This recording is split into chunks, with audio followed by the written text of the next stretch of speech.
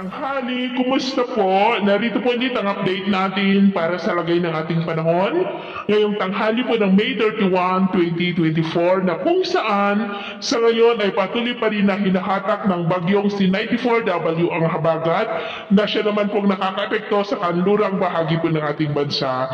Ang bagyong ito ay walang direktang epekto sa ating bansa at kikilos po yan pataas at posibleng mag-landfall mamayang gabi o bukas ng madaling araw dyan po sa may mainland ng Southern China. At sa ating long-range forecast ay wala naman pong bagyo na nakikita pa na tatawid dito sa ating bansa for the next 2 weeks.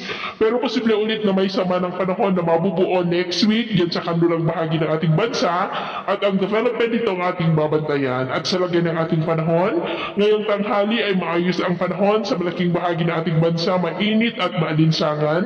Maliban po sa mga tsansa ng maulap na kalangitan with isolated rains, lalo na po sa ilang bahagi ng summer provinces.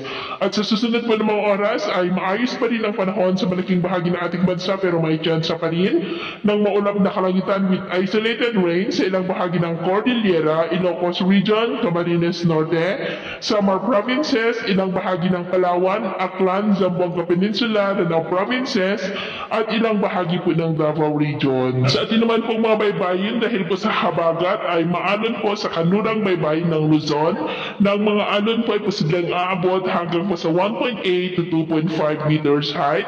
Kaya sa atin pong mga kababayan, lalo na po sa mga mangingisda na gumagamit ng maliliit na bangka ay iwasan muna natin ang papalaot.